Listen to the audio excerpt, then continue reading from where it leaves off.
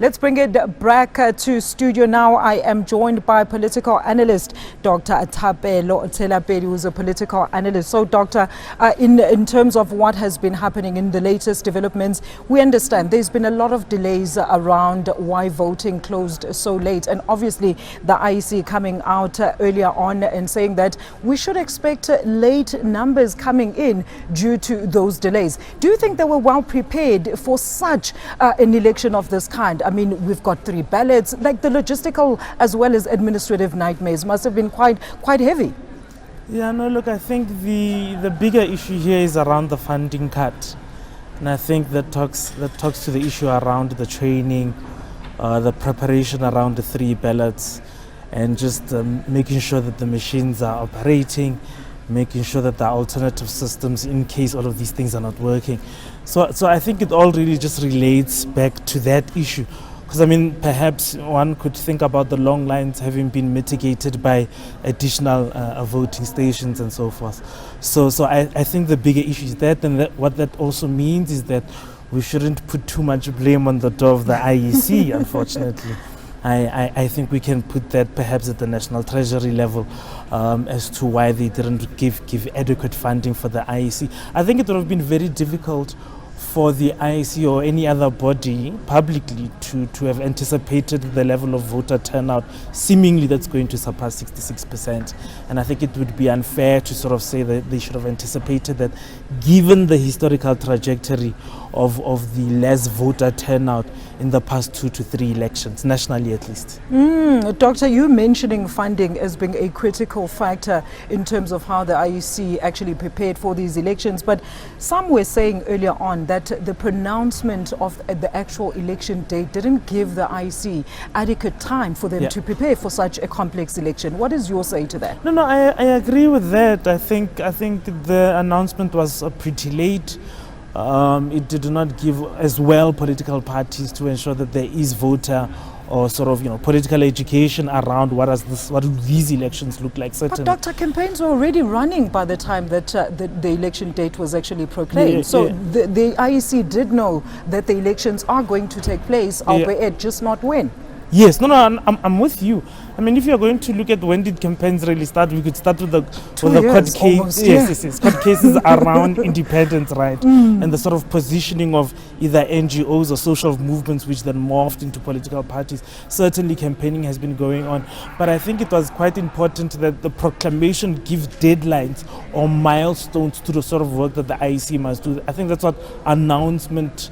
At least the president, had he announced properly at a certain time, it would have given the IEC milestones. How do we design our sort of rollout of the elections? How do you make sure that political parties adhere to certain deadlines, making sure that their own systems feed into the IEC processes, particularly around the issue of submissions of names into parliament, submission of names at the legislatures. So I think that was the impact of the late announcement of the president. I mean, voter turnout, back to one of your points, there is something that has been unexpected or unprecedented, particularly by the IEC. So let's talk about that. Shouldn't they have already systems in place? I mean, this is the 30th year of democracy, and it is not the first rodeo for them to conduct elections. Yes, but certainly, but like I said earlier, just bear in mind that given the trajectory of voters, that number has been decreasing. And I would think part of your rationale for looking at the budgets is to look at the historical trajectory. Similarly, in the way that they do the projections. South African voters, maybe they've had a change of mind, Doctor. No, I think it's a global phenomenon where you see quite a lot of countries losing out on voters coming onto the roll, or at least coming out to the voting stations. It's a global phenomenon.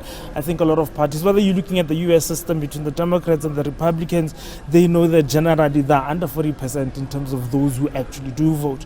So I think that given where we are as well as a country, getting 66% in 2019, it's still big. It's still a big phenomenon comparatively speaking.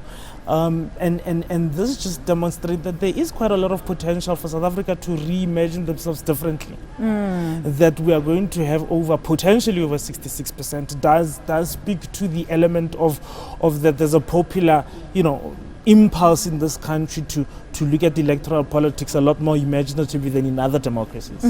Doctor, where do you stand on the issue of voter education and how a lot of the reports that we've been getting today are voters that were not at the right voting station, voters that were not aware that they were supposed to register or change or even verify the information that they had? So who is it incumbent upon to actually mete out this voter education? Is it the political parties or is it the IEC itself? And do you feel that it was actually enough for these particular elections? Look, I think it's certainly all stakeholders. You will remember that, of course, the IEC has a responsibility, one, to train its staff, the ones that are going to man in the VDs, but also NGOs have a responsibility to roll out. You'd find that some of these NGOs are funded, whether by sort of independent private funders or government institutions, to help roll out a political education campaign. Certainly as well with political parties. I mean, at the end of the day, these are your constituencies, you represent their interests. You should be able to inform them that if you're not going to vote at this station, go vote here, where are you going to be, and therefore notify. So I think it goes both ways. It's a sort of bilateral conversation between, the voter and the IEC, or the vote and the political party. It's a two-way, and I think there's a responsibility again on the part of the voter to ensure that they know that if they're not going to be in Gauteng, they're going to be in the Eastern Cape or going to be in the Western Cape, they must take measures in place to ensure that IEC is aware of that. At the end of the day, the regulation around 24A is really just about notifying the IEC. There's no other sort of additional steps or cumbersome or onerous steps on the part of the voter. It's really just a notification so that the IEC is also able to manage. I think part of the difficulty, of course, is that by taking out the sort of flexibility in that political system may have, provided problems, because it was a lot more easier if you were not able to vote at this station, but as long as you're within the province, you're able to vote at another station. But I think it does, unfortunately, that sort of loophole of flexibility does open up the possibility of it being abused. Next thing you find people being bussed from one place to another to sort of dilute that area's strength for that particular political party. So there are all of those things, and I think I understand the impulse from the IEC to manage that.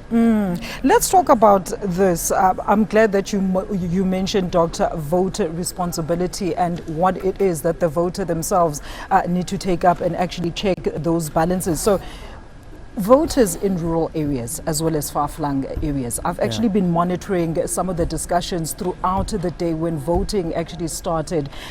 And there was a lot of questions around, are we leaving those people in the rural as well as far-flung areas who might not necessarily have the type of sophisticated technology or access to information that the normal South African actually would have, like registering online and actually going to verify some of those details online?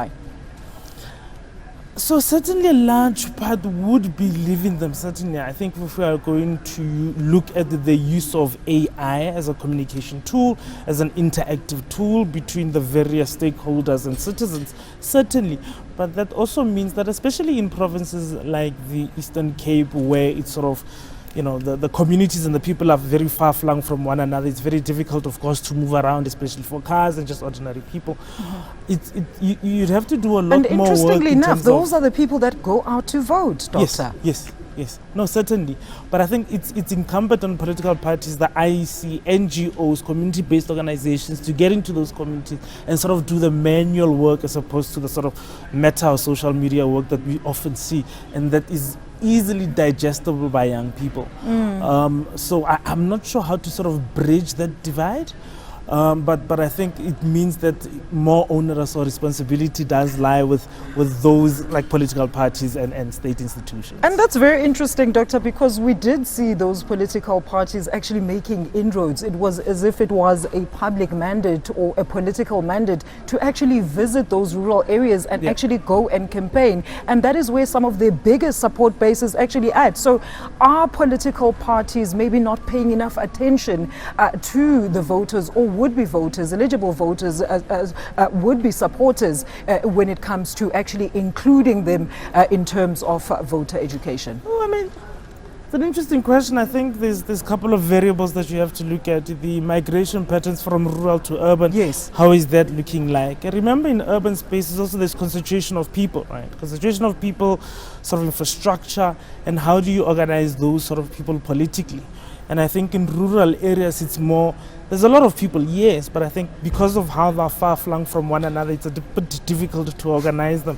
I would think any sort of political party looking into South Africa in the next 20 to 30 years, you'd want to focus your attention on urban spaces. And when I say this, I'm not necessarily talking about Johannesburg. I may be talking about, e.g., Seshego, eventually becoming an urban space, so to speak, or Mthatha and all of that. So those sort of variables need to be looked at. But of course, also when you're talking about the urban space, you're talking about the highly mobile citizen as well. Whether they're in this country, they're in New York, whether they're in Paris, or whether they're in other parts of the country and they're moving around. So obviously that mobility, you want to be able to capture that, I would like to think. So in your general assessment and overview of how the elections commenced, starting from those special votes, in fact, not even the special votes, Doctor, those expert votes coming into yesterday where the whole nation went to vote, what should have been done better? What could have been done better? Look, I think the reports that we got was around the issue of the opening of some of the stations. Some of them opened quite late or just an hour later. The lack of presence of the police. I know maybe in today's incident there was an issue of, well, it's getting late. We're in a fairly dangerous community and the police have left. What's happening? It's getting dark. So those sort of instances, I think they should have really just tightened them, and you sort of see a repeat of those situations. But I thought in the morning perhaps they were able to get a handle of things. But as is the nature of democracies, things will hit you from different places. If it's not here, it's here. If it's not here, it's another place.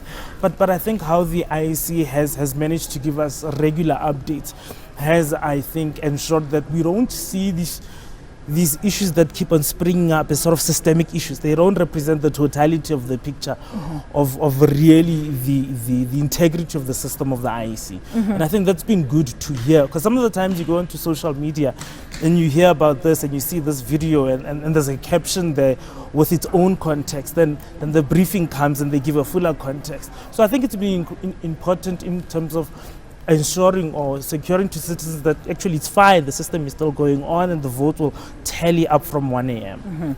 All right, so Doctor, at this moment we are currently on 67 of 23,293 of those voting districts have been completed so far. The IEC did indicate, as I mentioned earlier, that the counting might be later than usual due to voter turnout, 3 ballots and independent candidates as well. So let's look at the upcoming numbers. Political parties will be flocking here, having their eyes squarely fixed on that leadership board. So a lot of action we can expect from here. So let's talk about some of the lessons that perhaps the IEC needs to take from this election going forward. Look, I think it's not necessarily an IEC issue, but I think Parliament and other bodies that sort of support the work of the IEC need You to like the stakeholders, Doctor.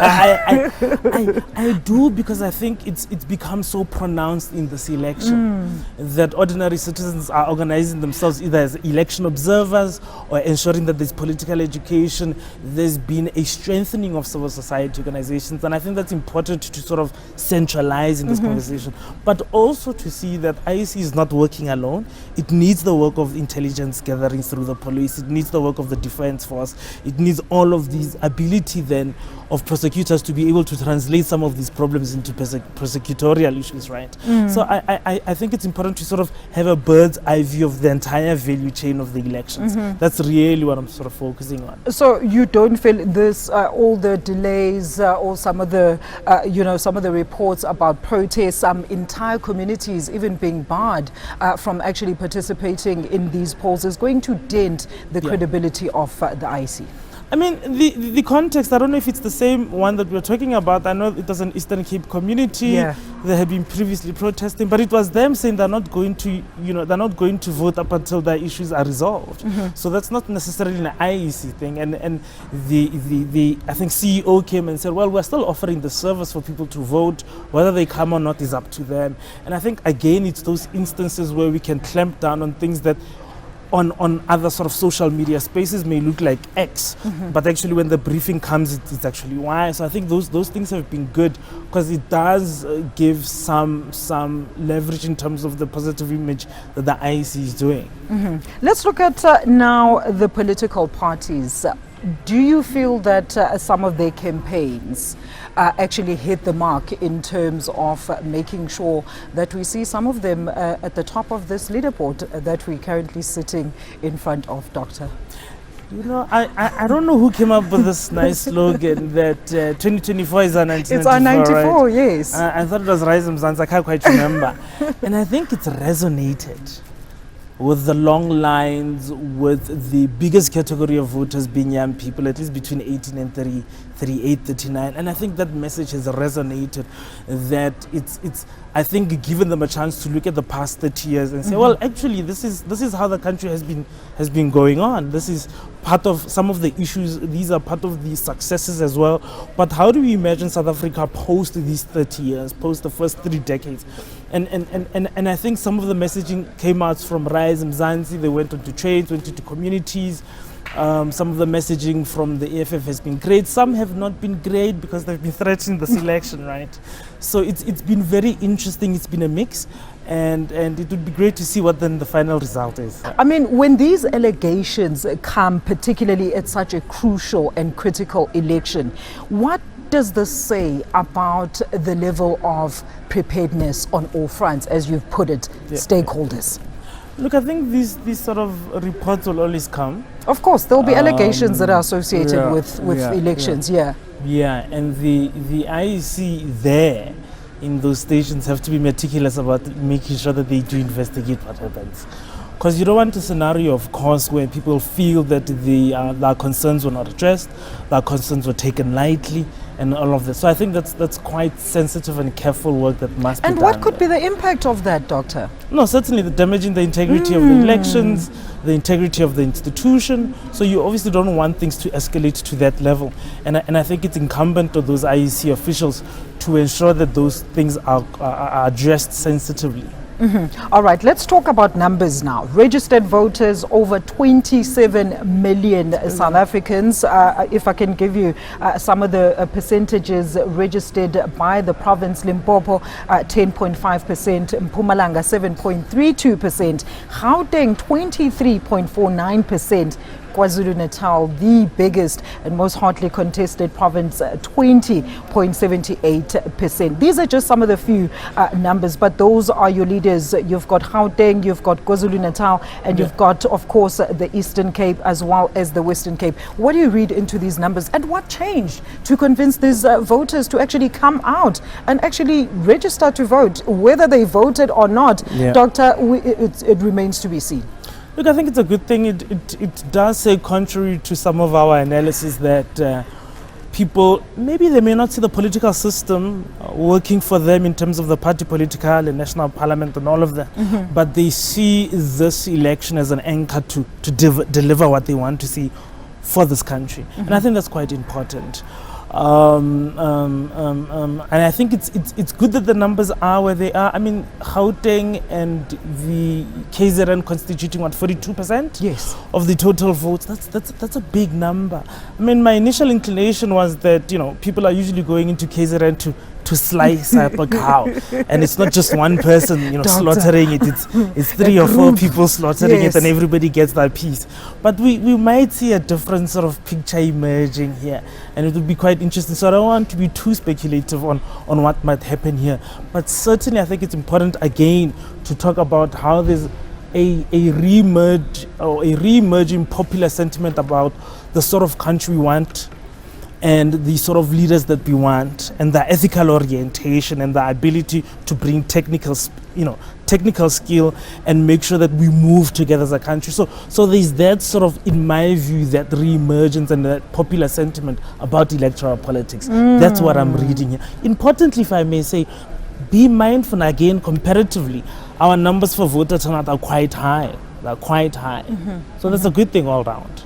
Let's talk demographics as well, Doctor. Look, I do have here men versus women. I'm not making it, that type of conversation. But I mean, female representation in politics is always an issue that I don't think, 30 years later, we still cannot get to the bottom of it. Why do you think women particularly seem to not be interested in these electoral processes? Hey, I don't know. I don't know. Is it the kind of society that we live in that possibly could allude to the fact that maybe men just feel like women don't have a voice, and then they just decided, well, I'm not going to go vote because, well, there's still patriarchy within the system itself? No, certainly you can blame it on that. I mean, look, I think there was a real chance under Nkosazana, under the ANC, to have become the first female president of the Republic, of course. And that chance was missed. But at the same time, I don't think that, at least inside the politics of the ANC, that a female president cannot emerge. I think they can still emerge. But I think there's something to say about what are the standards of leadership? How do people understand the standards of leadership? Are these sort of centered around masculinity? Are they centered around femininity? And in what ways, I suspect, does femininity not accord with the sort of standard of leadership that we see? So I think there's a sort of fuller discussion to be had around that. But certainly, again, if you look at Parliament, just broadly the state, whether the judiciary and the executive, there are quite a high representation of women as well there. And I think the niggling issue has just been the inability of women to get to the top and get into the union buildings. But what is the issue there, Doctor? That is exactly what I want to know. I mean, the Eastern Cape, let's look at these numbers, about 40% there, the Free State just over 40%, Gauteng just above, of course, that 50% threshold. Quite interesting numbers when you think, because I suppose the issue of urban versus rural areas, a typical conversation related to what we were speaking about much earlier on.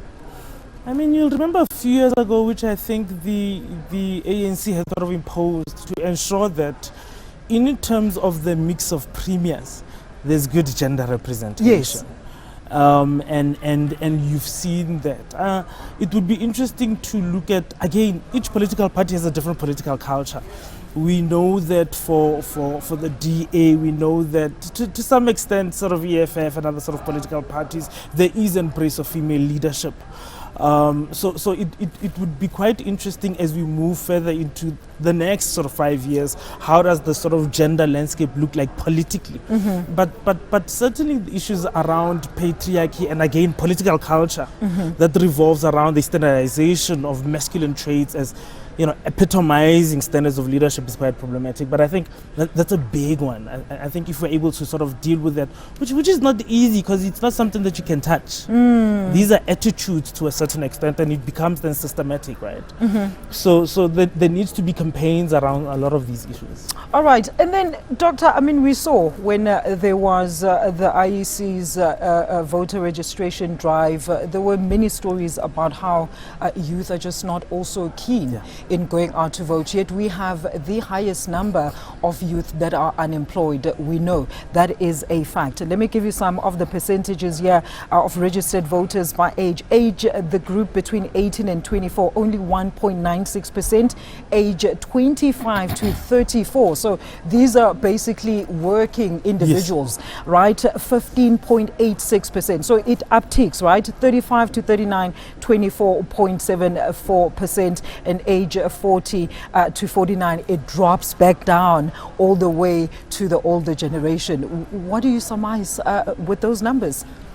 Yeah, I mean, we've been talking about youth unemployment for quite a while, and within that, there are different disaggregations that you must make. Those who are, university graduates but unemployed, those who are post-matric without sort of a university a degree but still unemployed. So the issue of 35-year-olds and over 35s. No, certainly. I mean, you'll have to obviously take into consideration the damaging impact that COVID had on employment and unemployment figures. Quite a lot of people lost their jobs there, and I think that's the sort of pushback that I'm seeing in now, not just the narrative, why many people are going at the polls and saying this is what we want to do. We want to register our dissatisfaction. We want to register our imagination of what South Africa should be and who should be our leader, certainly. But I'm not quite sure what the bottlenecks are. I think there has been some sort of efforts to make sure that as you get into whatever internship, as you get into sort of first entry or first entry-level job, you're not required to have a lot of job experience. That because you'll see a lot of the times, especially sort of sometimes in the NGO sector, a person that is entry-level is expected to have 2 to 3 years of experience. You're fresh from varsity, so it's quite difficult to have that. Yeah. All right, Doctor, let's park this conversation for now and go back, of course, to the story. The IEC in Cape Town has just briefed the media regarding power cuts, challenges that were experienced at the results center in the city. And let's hope SABC News reporter Lulama Maike can hear us now. Lulama, hopefully you can hear us now. A very good morning to you. We are currently stationed here looking at all the developments this side, but we are interested, has those power cut issues been resolved in your district? Welcome back to the Western Cape Results Operations Center. Alicia, let's hope that I am audible this time around. We've been experiencing technical challenges since yesterday. Doctor, you and I have literally covered all the electoral challenges as well as what could have been done better. But I'm glad that Lulama actually took us to the next crucial point of these discussions, because Mzondile, as we expect, political leaders will be flocking the rock here to keep their eyes firmly glued at those numbers. So it is crucial time, or it is about to be crucial time as soon as we get the final tally of those votes. But very interesting outcome in the Western Cape with the current numbers. Of course, the Patriotic Alliance showing some severe muscle there. Yeah. Oh yes, Alicia. In fact, I've been looking at that scoreboard and I'm already trying to see who is going to be a star performer in this election. In almost all the elections, there'll be a party or parties which will emerge with a performance that will surprise everybody. Underdog. I mean, early indications now, obviously, as we have been saying, it's early days.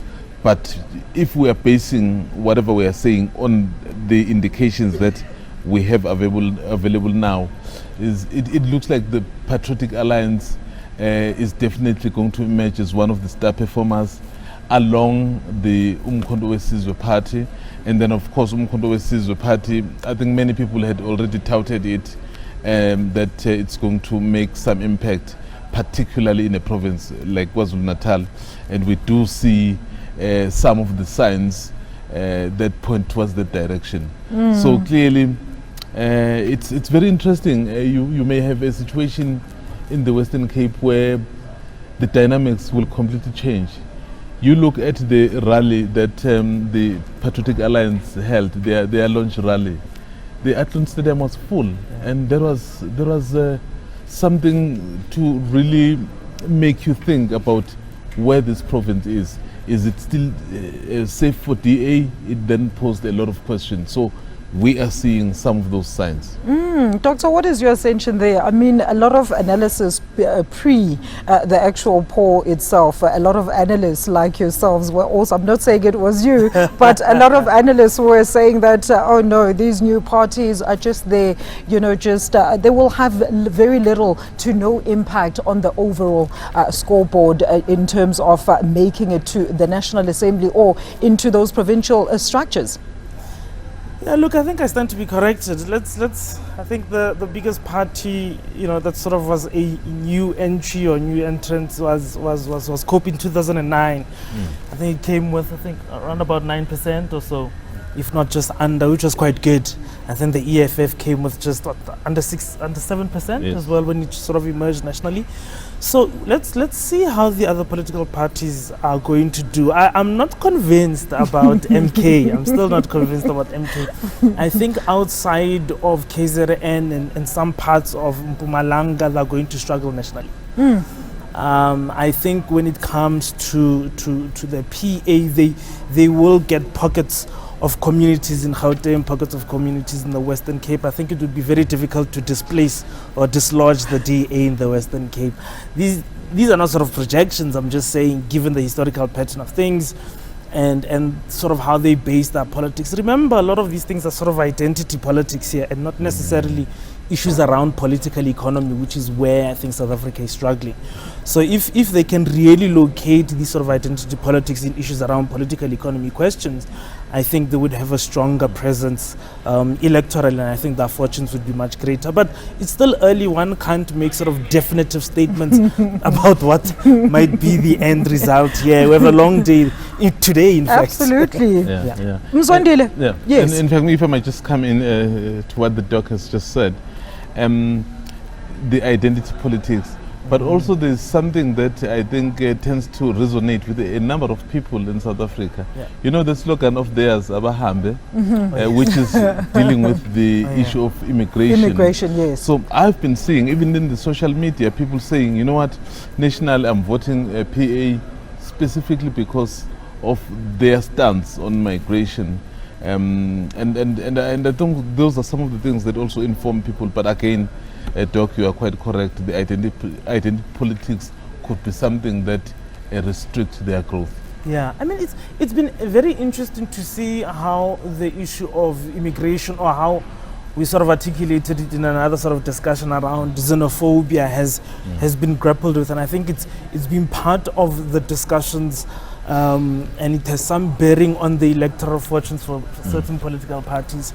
But I thought it was quite important to obviously separate what this political party says around immigration, what another political party says about immigration, as opposed to lump everybody under the rubric of that all sort of xenophobia. Let me leave it there perhaps. You're about to make a point, Doctor, but I'll let you ponder over it for a few moments. Mzondile, I mean, going back to that critical point of, as you've said, identity politics, why then are we seeing certain parties that have not campaigned on the same policies, on the same ideologies, yet we know that they've publicly come out to announce that they are locked in a potential moonshot pact? Well, it's quite interesting. You talk about the multi-party charter. Yeah, it's in fact, as I was sitting there watching the leaderboard, I was looking at the parties that are part of the pact, and I realized that actually for now there is not a lot of the contribution from other parties. Obviously the DA being the main party, the Freedom Front Plus. I guess the Action SA will play a bigger role as well. The IFP will play a bigger role, and maybe the ACDP, but I was looking at other parties. I don't think there's a lot that really they are coming with onto the table. Then which begs the question, so how far can this multi-party charter go? Can it even reach 30%? Because this was designed to unseat the ANC, at least cobble something together to be able to get to 50%.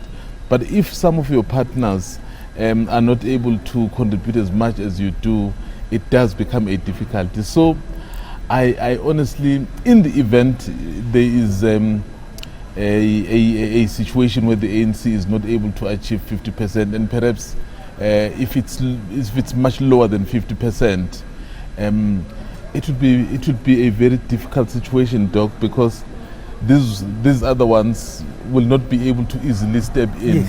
So that is why it's not far-fetched to think about the ANC-DA coalition. Doctor? Yeah. Look, I think it's interesting. I mean, I have a sneaky suspicion that the funders have a two-track approach to this. You want to, yes, dislodge the ANC on the one hand through a multitude of political parties, but on the other hand you have these, and I know people on social media will say this is a careless characterization, but offshoots of the DA sort of emerging on a second track. And I think there's been some serious policy differences, at least when you look at Rise Mzansi and the DA around the issue of Palestine and Israel. And that's divided certain sections of South African community. So that's been interesting to watch. And I think what the funders, because I mean there's a lot of sharing of funders among the new political parties, especially, but also the DA, is that they've got this two-track system, but not just putting all eggs in one basket. So let's see what happens to the Moonshot Pact after the elections. Whether are these groups going to be able to cohere around a common program beyond anti-ANC, anybody but ANC. Very interesting that you mentioned that, Dr. Mzwandile. You know, we hosted a debate between the six leading parties from the previous polls, and it was, you know, it became very stark to me that these, five of those six political parties, in fact, four of the six political parties are actually part of this Moonshot Pact, but yet their ideologies, the glaring differences there, the DA wanting to do away with cadre deployment, and of course everybody else saying no, but we need cadre deployment, particularly when you go into a coalition, because obviously that falls away, the eye falls away when you go into any coalition. In fact, the public disagreements, whether it's on social media or even in their statements, in fact, I mean, one of the founding principles of the Multiparty Charter here in Kempton Park was that they are not going to be talking about anyone else outside of themselves. But we have heard the DA saying they are not really opposed to the ANC if the situation allows for it.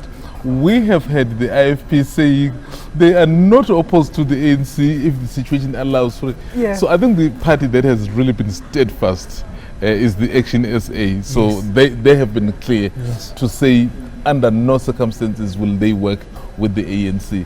So now a party that is so resolute may not necessarily have the numbers that these others have. I mean, I can tell you, if we are then forced into a coalition, it's either the ANC and the DA or the ANC and the IFP. Because if, let's say, for argument's sake, ANC gets 48% and then IFP gets 3-4, it's easier just to be in a coalition with just one party than going into a number of parties. But a party doc like Patriotic Alliance has made it clear that if the ANC needs a coalition, we are there. They are willing to talk. And of course you want a party that doesn't have too much or that won't make a lot of demands, and they don't want a big portfolio. I think with the numbers that you gave, potentially around 48 and 4%, it's fine. It's just 4%. They're not going to ask for a big ask like Treasury. But if you're going to get into coalition with the DA, they're certainly going to want a big portfolio. So obviously these things are quite tactical. But then, Doctor, doesn't that mean then voters essentially at the end of the day are just numbers to advance certain political interests? No, certainly, unfortunately, that's the game. You need the numbers to be able to get you to where they are. But of course, you need to also convince those numbers, right? Absolutely. So there's an overall vision. But remember, a large part of also politics is about patronage. Oh, yes. What can you give me? What can I give you? How do we have a bartering system, so to speak, here, so that we both are able to benefit? There's an element of that, and I don't want to sort of drape it in the sort of dirty way where it's just corruption and tenders and all of that. No, I just mean, I guess, in the sort of broader framework of there must be a vision, people must be able to buy into your vision. And eventually at the sort of material level, of course, it's about the numbers. So it's not necessarily about saying that these people are voting for us and sort of created for you. I mean, I think what's been nice for me with these elections is that even though there are numbers there at these polling stations, those few that are still voting, there's been an assemblage of organizations, whether political parties or NGOs, to help those students with food, to make sure that they still have mileage in their bodies to carry on and make sure that they actually get to vote. So that's been good to watch. Mzwandile, let's expand on that. I mean, coalitions at municipal level as an example. How should we even expect cooperation at national level? Honestly, I don't think it's ideal given what we have seen at the local level, because can you imagine every 3 months we have a new president? 3 months is a long time, Mzwandile. It's been 6 weeks sometimes. I'm being generous. I'm being generous. You are. So, it for me, that is actually not workable. But I know that we're just talking about the scenarios. It's possible we're not even going to get there. And obviously I can't depend on these numbers that I'm seeing because they are still early. But if, for example, this trend that we are seeing here on the board, we may not even need to go to a coalition, because I don't know, they're probably going to change, but currently the governing party seems to be taking a commanding lead, and there's a lot more that's still going to happen, so we don't know what's going to happen. Maybe, I know we are talking mainly national, and national may be less complicated. It's the provincial, for me, that will be interesting. Let's look at KZN, for example, where a party like Umkhonto Wesizwe may have a particular dynamic there. So if the ANC in KwaZulu-Natal is not able to achieve, let's say, 50%, and then who does it go into coalition with? IFP, MK, DA. So how does that arrangement all work? So that is another dynamic for me that will be interesting. Something similar here in Gauteng, because you may have a party like Action SA that may be able to influence what happens, but they have taken a particular stance. Same thing in the Western Cape as well, because the Patriotic Alliance is making a huge impact there. So it's possible the DA may also fall below 50%. So those 3 provinces, and those are anchor provinces from the economic point of view, by the way, of the country. So that's why we're looking at them quite closely, because you are talking about more than 70% of the economy of this country, of the GDP. So it's quite key what happens. All right, Mzwandile, we're going to park that conversation for now and, of course, take you to East London, where SABC News reporter Lubabalo Dada is currently standing by. So, Lubabalo, the numbers are trickling in at this stage. Give us the latest from your side. Well, very good morning to you and the viewers at home. What we can tell you is that the Eastern Cape was the first to capture results nationally. Those results were coming from the Winnie Madikizela Mandela local municipality here in the Eastern Cape. But the election day has not been without challenges. We have learned that more than 30 voting stations did not open on time due to service delivery protests that were taking place. But with me, I have the provincial manager from the IEC in the... A very quick one, Mzwandile. I think you missed this when the doctor and I were having this conversation, when we're just trying to ascertain and, you know, as well as decipher some of the challenges incurred by the IEC. Look, a lot of people were saying that this 3-ballot system and how voters were actually going to vote was not adequately communicated to the voters.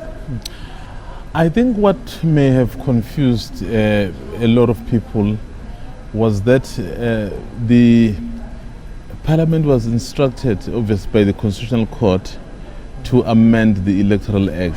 So that basically meant changing some of the ways of dealing with the election-related stuff as we know it, or as we knew it. That's why the 3rd ballot was then added, so where the independents will contest from as well. So I think that somehow confused a lot of people. But where I think I agree with a number of people is that I don't think sufficient education was done. I mean, on that ballot, I don't think a lot of people know what is it for. So I'm sure a lot more could have been done. especially when people were then told that they can only vote at the station where they registered at. So that tended to confuse. Not many people knew. They only knew a day before or 2 days before. So you then ask yourself a question, why? Clearly education was lacking. But not only on the part of the IEC, by the way. These members of parliament are the ones who processed this act. So when they campaigned, it is also their responsibility because it's them who wanted to be voted for, who should have spoken about this. They also did not. So clearly, somehow, certain things fell through the cracks around this matter. Very interesting indeed. So let's move on to where we actually left our conversation in the issues of those coalition talks or relationships and who's going to get into bed with which one. So, Doctor, Mzondile just mentioned a very interesting aspect of these elections. Independent candidates. Not a lot of cash to go around the country campaigning, not a lot of airtime in terms of television coverage as well. So how do you see them doing in the upcoming numbers that we're currently monitoring? In fact, I think it's been a blind spot. Maybe not for me only, but also for a lot of people observing these sort of things. I'm not quite sure. I mean, I've heard a few independents. I think it was Anelemda, one of them also spoke. But you saw a lot of people did respond, at least on Twitter, saying this and that about her. But I'm not quite sure how that's going to plan out. It is very difficult, and it is a very expensive election. Absolutely. You need to have, I mean, just if you're competing at the provincial level, you still need posters. You need people to put those posters. You need the stickers and everything was else. Literally on the street posting, like putting up those posters herself. Yeah. So I think it was definitely a lot of heavy duty for them, and I think it should be a learning curve. It would be great if these independents are able to get into the legislatures and parliament as well, to also just get a sense of how the system works, because I think the system, of course, is quite biased towards major or bigger political parties or people who can cohere around a common political program. So let's see. I mean, it's the first time that we're having this system at least at sort of national level, this dual system where there's independent and then obviously organization. It would be interesting how they experienced it, but importantly, what would be its impact once they get into the legislatures and the different parliamentary committees. But also, I think one of the things that I have noticed about our country, we may not want to say it, but I think we are generally a very conservative country. I'll tell you why. I'll qualify this. Sure. We don't necessarily like to change things that we are used to. Let me make you a very quick example. You just look at that leaderboard. There are 52 parties there. Last elections, 2019, there were 48 parties. Since 1994, we've either sent to parliament 13 or 14 parties. Nothing has changed. It doesn't matter how many times we change or we increase the parties there. Then they enter the independents. So if it's very difficult for us to then switch to other parties or add other parties, do you think it would be easier to do it with independents? Maybe we will. And then look at the local government elections. Remember, local government elections, independents are allowed to compete. So how many do make it? Very, very, very few. So clearly, a lot more still needs to be done. But I guess even for them, it's a learning curve. Even for us, it's a learning curve because they do carry a message that resonates with many people. But I guess the question becomes, if you are on your own, will you be able to advance the interest of us all? Yes. And that's a very interesting point there, Doctor. Yes, because I mean, it is the first time, as Mzondile has rightly pointed out, that we do have independent candidates actually competing. Shouldn't then, maybe for the next elections, provisions as well as privileges that are extended to some of the political parties actually be extended to the independent candidates? Wouldn't that actually affect or influence how they actually get that reach or that message across to the would-be voters? Well, I'm not sure if the privileges should be extended to them. I think we must still be Why, able to Doctor? measure the impact of the independent candidates, whether they do have a mandate, and if they do, from which constituency. Who are they representing? Hopefully not that jacket. And at least what are the issues that they're raising that are able to address some of the concerns of a certain category of citizens. And I think those are the issues that at least that we must be able to measure them. This is a first step around independent candidates at the national level. And we should be able to gauge or should be able to answer those questions as time goes and perhaps tinker with the legislative, acts depending on whether the system is working. So I think for now we shouldn't, so obviously look down upon them, but I think obviously there's pros and cons for both sides, whether you're going to go as an organization, political party, or you're going to go as an independent candidate. Because at least with organizations, there's clear constituency, there's clear mandate. We know that there's influence and that people following you here. But with independence, it's not so clear cut. Very interesting that you raised that point, Doctor. That debate that I was referring to, Mzwandile, one of the political parties, in fact, the moonshot parties, were saying that they're not ready to talk about who will be at the helm should they need to actually, come together as the pack. So I remember, I think it was Mr. Ronald Lamula representing the ANC who said, South Africans don't want to vote for faceless individuals. These people are not coming out to say this is going to be your president. This is how the leadership structure is going to be conducted. So basically, these people do not have a plan. Do you feel that it might be a similar case when it comes to independence as well? Yes. Well, I guess independence, people know who. It's a single individual. Yes, you put yourself out there. They know who you are. It's a bit different with the multi-party charter. And in fact, even in the multi-party charter, there are certain principles that they have agreed upon. One of the things was, it doesn't matter whether your party becomes the largest, so it does not therefore give you the right to the presidency. Yes. In fact, Freedom Front Plus, Doc, you'd remember this, has already endorsed Velinkosi of the IFP. And the DA has somehow accepted that if it becomes the biggest party, their leader won't be president. That's why in that multi-party charter, they actually decided that the official opposition shall be the leader of government business.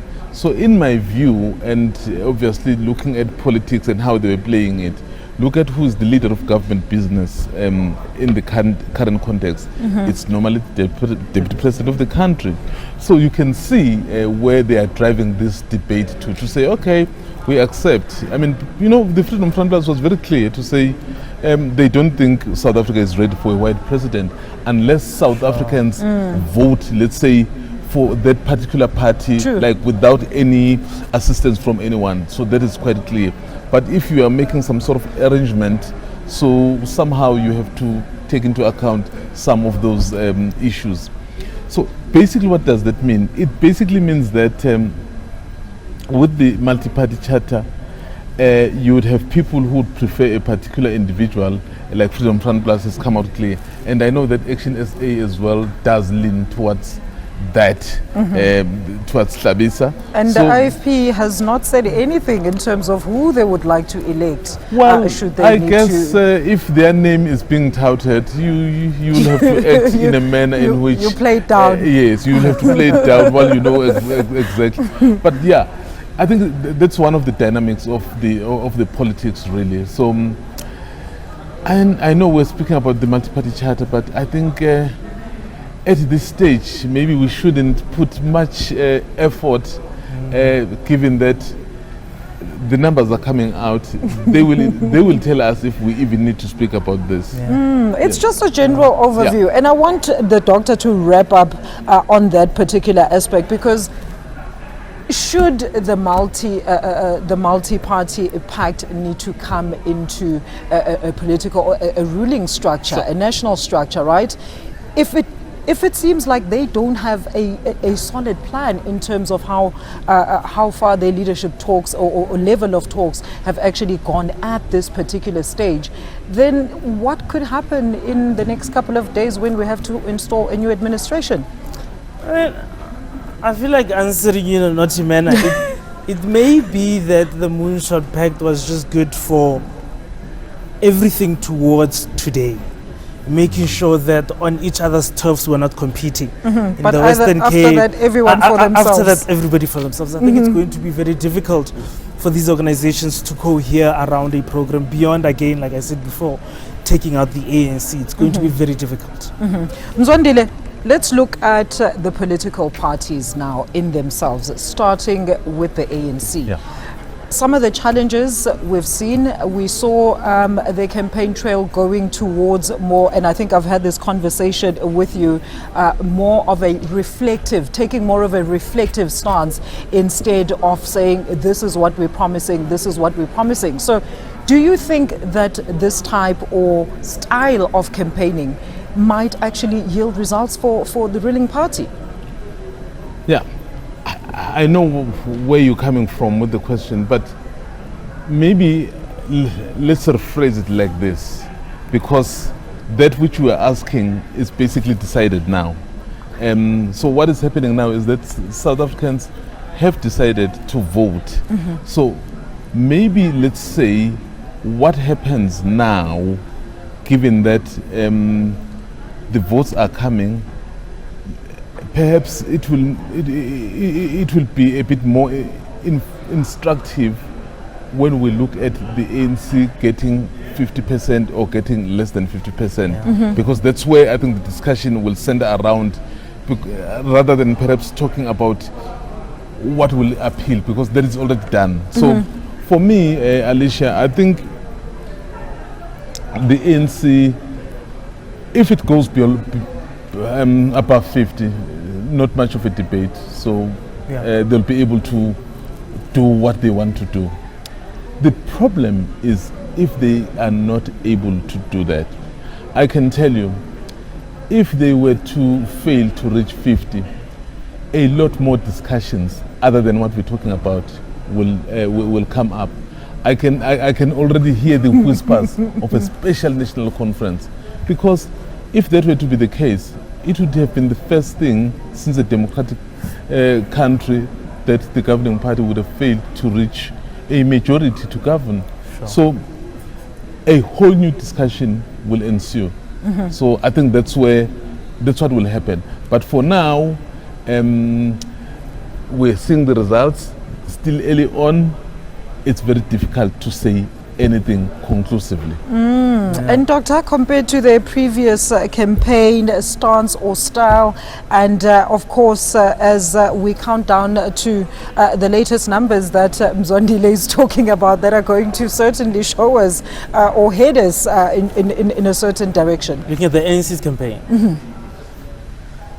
It's been interesting. I think it's been a bit of a tragicomedy, because you're going to homes, you're washing dishes, you're washing clothes, you're braiding hair.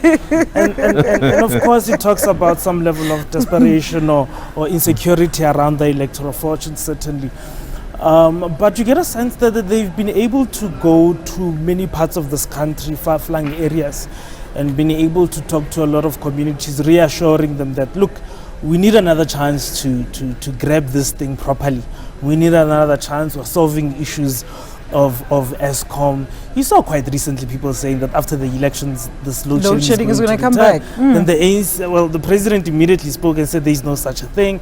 So and together with Sputler as well, put that up. So it's quite clear that they've I think done quite a lot of groundwork. They've got quite a lot of people from Thabo Mbeki in Tate Kgalema Motlanthe to come back, and I think that has been strategic. In one of our conversations with another analyst, part of obviously the Mbeki ticket was to bring that middle class, given that the ANC is moving away from the urban places going to more becoming a rural party. So you want to bring profiles and personalities that citizens associate with more, again, middle class, but also intellectual, and to sort of bring back the sort of steady hand of the ANC. And I think it's been interesting to watch that.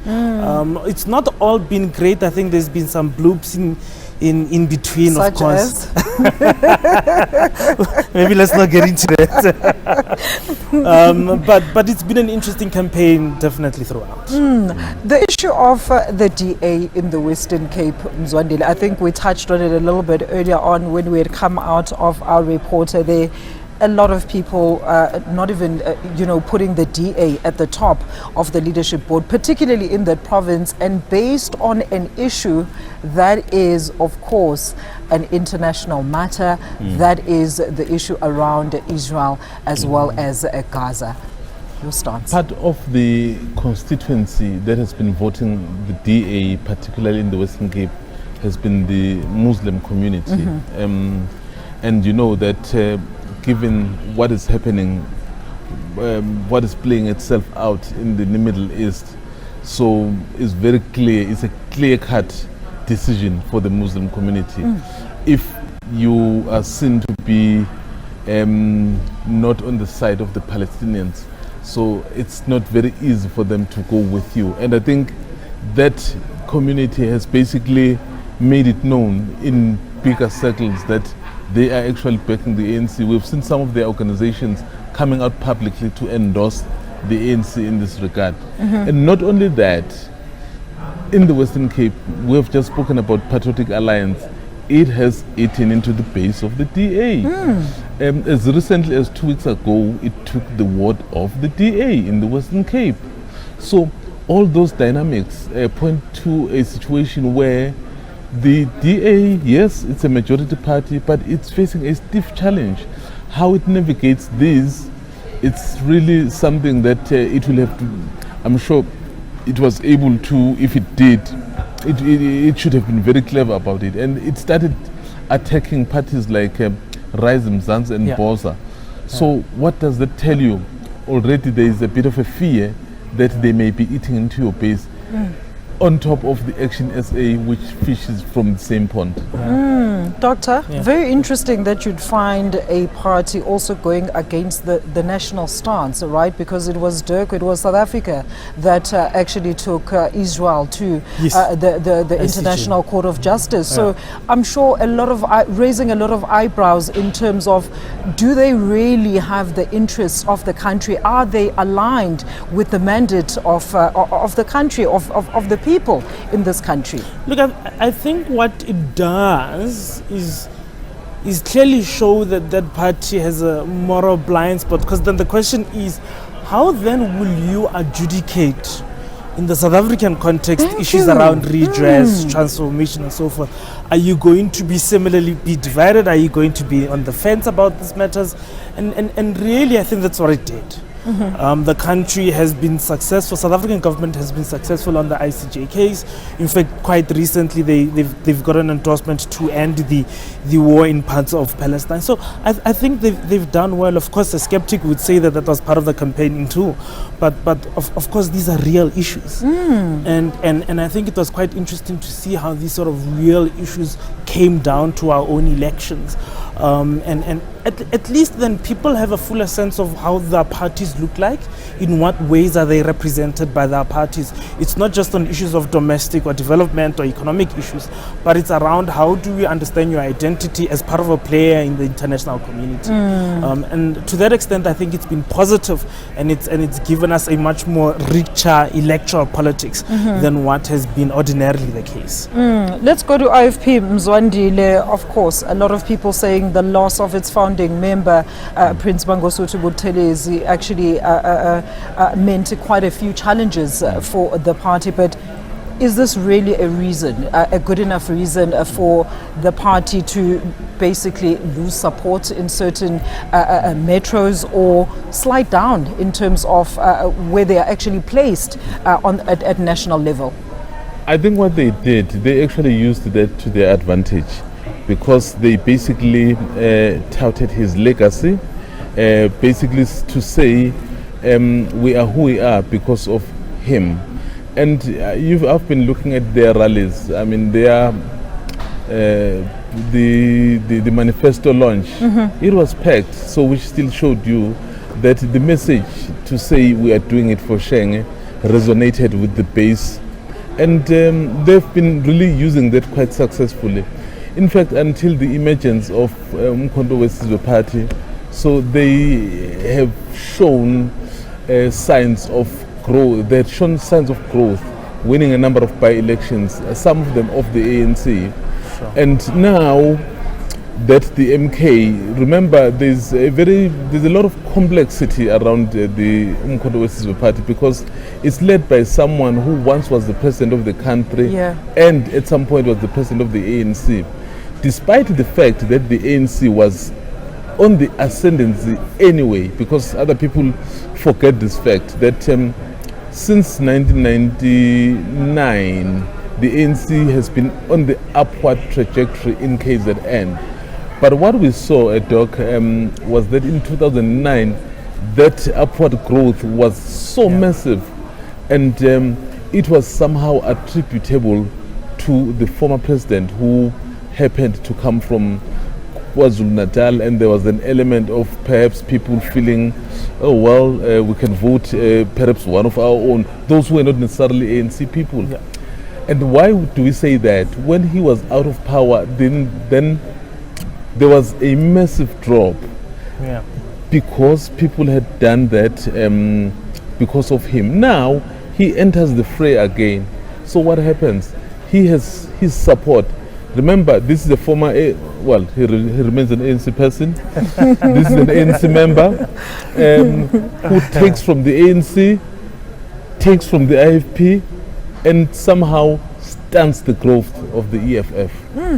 So I think we've been seeing on the leaderboard there, I think it's part of the top 5 parties currently. So that tells you that there's some impact that is making, and most of those votes come from KZN.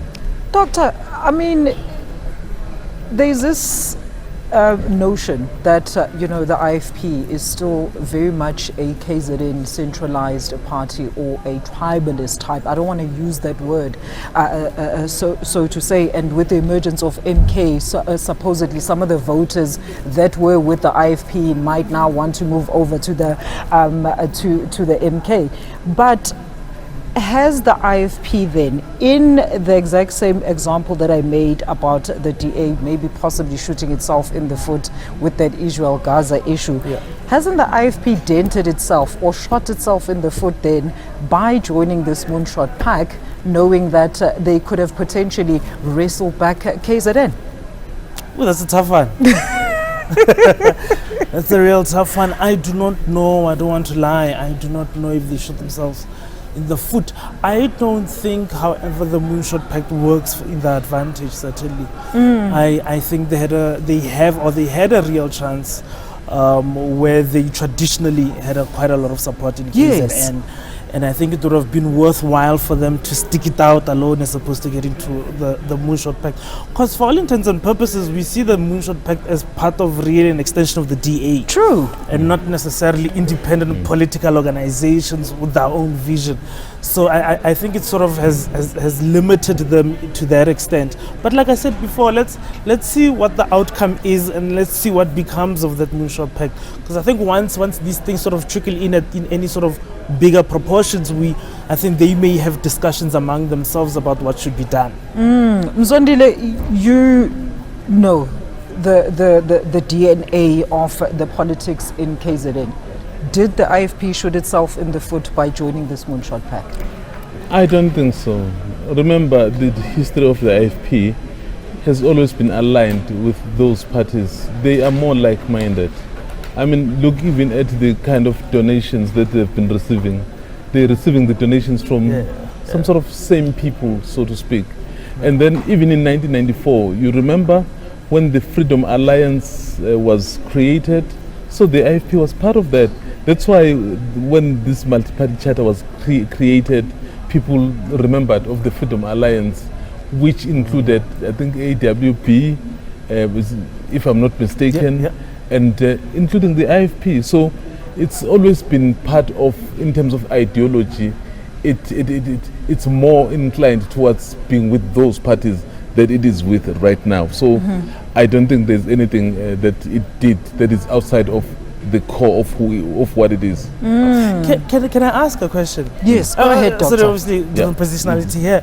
I mean, is it an issue then of the leadership of the IFP and not necessarily being in touch with its own constituency, or those who may be interested in some of the stuff that they're talking about? I think the issue, there's a bit of disjuncture from my own reading of the situation and also from my own engagement with them. Yeah. I think there is a bit of disjuncture. You'd find that there are some within the IFP who may not necessarily go with this, and then perhaps the national leadership chooses to go with it. In fact, one of the reasons, Doc, there is tensions between the provincial leadership of the IFP and the national leadership of the IFP somehow has to do with all of those kinds of decisions. So there's a lot more. And in fact, it's very interesting to see what's going to happen in the next 2 months. The IFP is having its own national elective conference in August. We hope it's going to happen as scheduled. And there appeared to be a situation where the contestation would be between the current president and the chair, but it appears the chair may have said no, it's not going to contest. Also, the results of these elections normally do indicate whether the leadership or the leader should stay or go. So if, for example, the IFP doesn't do well, do you still keep SABC or do you want to change direction? If it does well, that's good. Maybe let's give him another chance. So all those will come in. In fact, I may just even add the EFF, which is having its own conference in December. The EFF achieved 10.8% in 2019. I don't think anything less than that will make Julius Malema rest, because if he gets below that, his life to be discussed. It means he has reached the ceiling. Yeah. So that is the nature of politics. So he will have to be discussed. So a lot more. Same thing in the ANC. We keep talking about above 50 and below 50. Above 50, maybe we continue. Below 50, certainly discussions happen. Sure. Doctor, please weigh in on that. I'm glad that Mzwandile touched on the EFF, because, there's been some hits and misses, particularly on their campaign trail, based on some of the surveys and some opinions that are coming out. And also to that earlier point of Mzwandile, Doctor, is it really then a non-factor for political leaders at the helm of these so-called political parties, as Mzwandile has just stated, that if they do well in particular elections, they then are reconsidered to continue? But we've been having conversations where people are saying you should not follow the leader, because these leaders, they become, a law unto themselves. They will cling on to power, and they will not hand over a smooth transition of power to the next generation of leaders within their political movements. So you're looking at whether these elections have served as a sort of performance and test for the leadership. I think, look, yes, the EFF has done well for the first time running in national elections. Similarly, again, for the election thereafter. And I think I agree with them that in terms of then, if they do less than what they did in 2019, there will have to be a leadership discussion around then who becomes president. You'll see the fumbling over the immigration policy of the EFF, not quite really articulated by the president, but in the words of Mbuyiseni and others, it's well articulated around the political economy issues of Southern Africa and migration issues. So I think those sort of discussions about how do you position the EFF clearly as a sharp weapon, and ensuring that as an opposition party it's not able to suffer the same consequences like your UDM COPE, where they reach again the ceiling, similarly as we saw under my money with the DA, but I suspect there's going to be a further ceiling here again with the DA.